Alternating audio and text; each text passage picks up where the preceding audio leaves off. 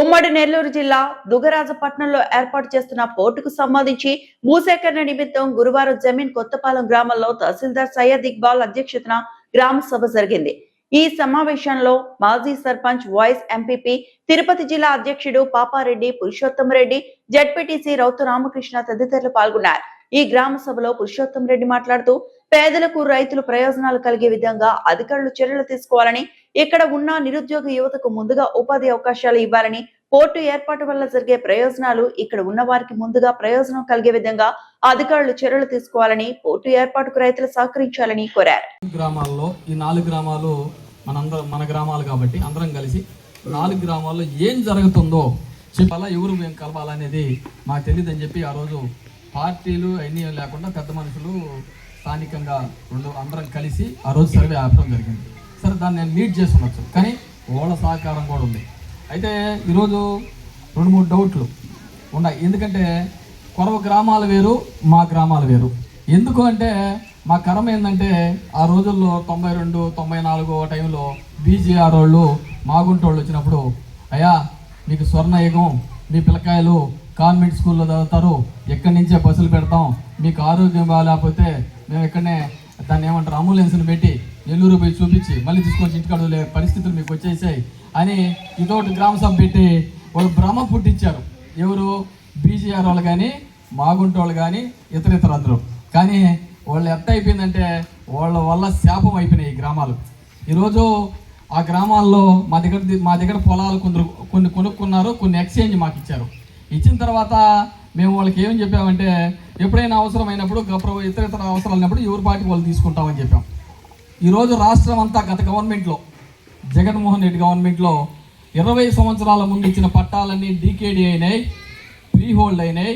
అందరూ పట్టా ల్యాండ్ ఈ 4 గ్రామాలు కాబట్టి మనకి శాపంలాగా వాళ్ళ కంపెనీలో మన ల్యాండ్స్ ఇరుక్కుపోయి ఈ 4 గ్రామాలు ఆపేశారంటే గత ప్రభుత్వంలో అంత మంచి పని జరిగితే ఈ 4 గ్రామాలు మనందరం చేసుకోలేకపోయాం. మీ దృష్టికి తీసుకొని వస్తున్నాం సార్. అయితే మేము ఆపామని బాధపడకూడదు, మీరు మా మీద కష్టపడకూడదు, మా ప్రాబ్లం మీకు తెలియాలనే దానికోసమే ఇక్కడికి తీసుకొని రావడం జరిగింది. ఈరోజు పామంజిలో మా ఊళ్ళ పొలాలన్నీ గవర్నమెంట్ పొలాలని రొయ్యలగుంటలో ఉన్నాయి. ఈరోజు పాతేటిపాలెంలో అదే పరిస్థితి, తుబిలిపాలెంలో కంపెనీల్లో ఉన్నాయి. వాళ్ళేమో హ్యాపీగా ఆ రోజు 2000కో మా మస్తానయ్య గారు చెప్పినట్టు 3000కో 4000కో కొని మీకెందుకు, మీ భవిష్యత్తులు మారిపోతున్నా, మీ పిల్లకాయలు మారిపోతున్నా, మీ పిల్లకాయలు గవర్నమెంట్లో చదువుతున్నారు మబ్బి పెట్టి ఒక కంపెనీ ఏమో కొని వ్యవసాయం చేసుకుంటున్నారు. ఒక వ్యవసాయదారుడికి దాన్ని వ్యవసాయం చేసుకొని పండించుకునే అధికారం ఎట్టుంటుందో దాని మీద కూలి చేసుకునే వాళ్ళకు కూడా అంతే అధికారం ఉంటుంది. కానీ ఈరోజు మా పరిస్థితి ఏమైందంటే బీజీఆర్ వల్ల వాళ్ళు చెట్లు పెంచేసి దాంట్లో పందులు, జింకలు, మేము ఏదన్నా చిన్న అరహర 25 ఎకరా మా సొంత పొలాలు వేసుకుంటే అర్ధరాత్రి వచ్చి ఆ జింకలు తినే పరిస్థితి, దారుణమైన పరిస్థితి, చాలా కటిక దరిద్రాన్ని అనుభవించిన పరిస్థితి బీజీఆర్ వల్ల జరిగింది. మాగుంటోళ్ళ గురించి అయితే అసలు చెప్పనేపలేదు. మాగుంటోళ్ళు సర్వనాశనం అయిపోతుంది ఆ కుటుంబం. నేను చెప్తున్నా, ఎందుకంటే శపిస్తున్నా మిట్ట మధ్యాహ్నం. ఎందుకంటే వాళ్ళు సుబ్రహ్మరెడ్డి చనిపోవడంతోనే మాకు దరిద్రం పట్టింది. ఈ ఏరియా అంతా చేసాం. 10-15 సంవత్సరాలు వ్యవసాయం చేసుకోలేని పరిస్థితి మాగుంటోళ్ళ వల్ల మేము. అయితే ఈరోజు ఇంకొక ఇండస్ట్రీ వస్తుంది, మీకు కిరీటాలు పెడతారు, టోపీలు పెడతారు అంటే నాకైతే నమ్మకం కలగట్లేదు. ఈరోజు చిలకూరు మండలంలో అనేక రకాలైన కంపెనీలు వచ్చాయి. లోకల్ వాళ్ళు ఎవరన్నా ఉన్నారా?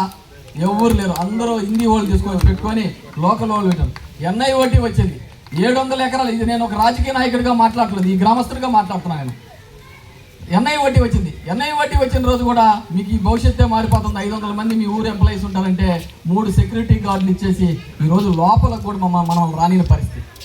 అందుకనే మనందరం యూనిటీగా ఉండి మనం తరతరాల నుంచి, మన తాతల తరాల నుంచి మనం ఎప్పటి నుంచో అనుభవించుకున్న పొలాల మీద మనకు హక్కు ఉంది. ప్రభుత్వం మాదని పెరుక్కుంటే మనం ఒప్పుకోం. మస్తానయ్య గారు చెప్పినట్టు రోడ్డు మీదకి వస్తాం అనే దానికోసమే ముందుగానే చెప్తున్నాం. MRO దృష్టికి, తహసీల్దార్ దృష్టికి తీసుకొని వచ్చాం. అయితే ఈరోజు మా గ్రామాల్లో అంతా మెచ్యూర్డ్, ఎవరూరు పొలాలు ఎక్కడెక్కడ ఉన్నాయి, ఎక్కడ ప్రభుత్వ పొలం, ఎవరు గతంలో అనుభవిస్తున్నారు అని ఒక్కరు చెప్పలేదు. అందరికీ పెద్దోళ్ళు అందరూ ఉన్నారు, ఇక్కడ పెద్దవాళ్ళు అందరూ తెలుసు. అయితే బయట గ్రామాల నుంచి ఎవరన్నా తీసుకొని వచ్చి వీళ్ళకి ఏడు ఉన్నాయంటే ఎవరు ఒప్పుకోరు. ఎందుకంటే ఇక్కడ అందరికీ తెలుసు కాబట్టి. అయితే ఈరోజు అల్లాలమెట్ట అని ప్రస్తావించారు. అల్లాలమెట్టలో సుమారుగా 90 ఎకరాలు ఉంటాయి, 87 ఎకరాలు ఉంటాయి. 87 ఎకరాల్లో వాలమేడు, జమీన్ కొత్తపాలెం గ్రామాలు గతంలో చిన్న ఒప్పందాలు ఉన్నాయి.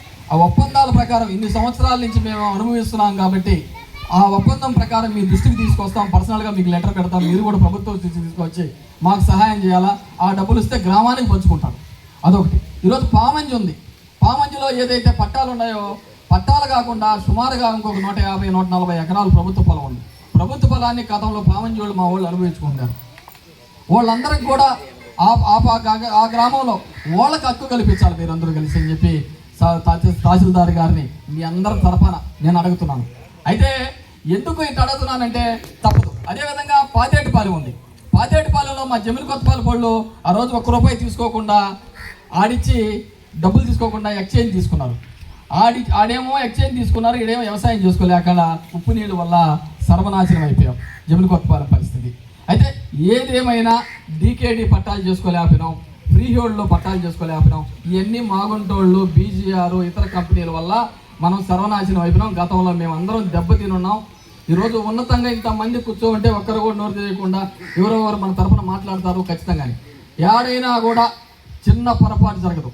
చిన్న పొరపాటు చేసేదానికి నేను కానీ మన ప్రతిపక్ష నాయకులు కానీ స్థానికంగా ఇక్కడ లీడర్స్ కానీ అపోజిషన్ వాళ్ళు కూడా నాతో మాట్లాడారు. ₹1 మనం తినం, ₹1 ఏరే వాడిని తిని, ఎవడైతే అర్హుడో ఓడికే ఇక్కడి నుంచి డబ్బులు పోతాయి.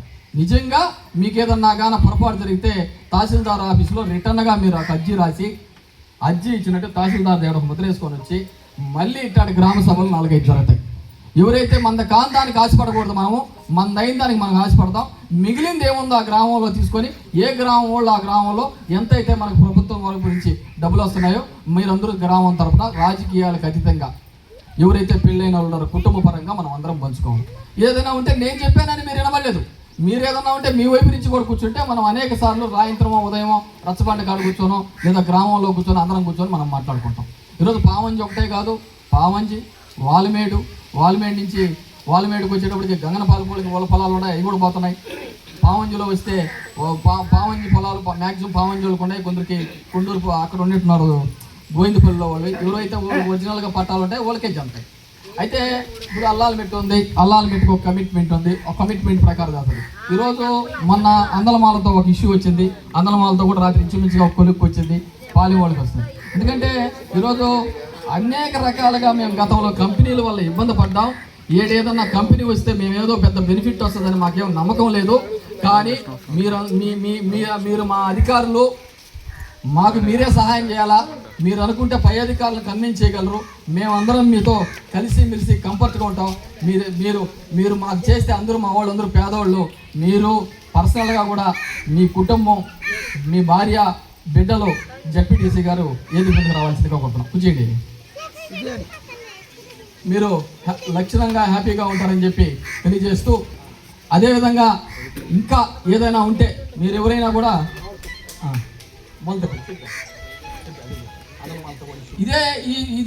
ఇది లాస్ట్ది కాదు, ఇది స్టార్టింగే. మనకి మళ్ళీ పబ్లికేషన్ వచ్చిన తర్వాత మళ్ళీ మనందరం కూర్చుంటాం. మనందరం గ్రామస్తులుగా మనందరం ఎవరిని ₹1 మనం తినం, మనం వేరే వాళ్ళకి తినయం, బయట వాళ్ళు రానియం. వచ్చింది ఏ గ్రామానికి కూర్చొని సాఫ్ట్గా సున్నితంగా కూర్చొని మాట్లాడుకొని మన గ్రామంలో మనం ఇనిషియల్గానే మనం అమౌంట్ తీసుకోవాలా. రేపు ఫ్యాక్టరీలు వచ్చిన తర్వాత ప్రహరీ కడితే గేట్ దాటి కూడా మనం లోపల రానిరు. ఈరోజు ఎన్ఐ వడ్డీలో మనం పోలేని పరిస్థితి. సిపి మాత్రం లోకల్ వాళ్ళు పెట్టుకున్నారు. మనం తప్పు అబద్ధం చెప్పకూడదు. మాగుంటోళ్ళు ఒకప్పుడు మన పరిస్థితి అంటే వాకే ట్యాగ్లో చెప్తేనే లోపల పంపించారు, ఎవరన్నా ఒక 5-6 మంది తప్పితే. అందుకని కంపెనీ వస్తే మనకేం కిరీటాలు రావు, మనల్ని ఏం పైన పెట్టరు, మనకేం చేయరు. కంపెనీ వచ్చేటప్పటికి మనం ఇన్ని సంవత్సరాల నుంచి మనం అనుభవించేదానికి మనం బెనిఫిట్ తీసుకొని మనము మన బిడ్డలు బాగుండాలా, మనందరం కలిసిమెలిసి ఉండాలా, మనందరం కలిసిమెలిసి అధికారులతో పనిచేయించుకోవాలి మనం.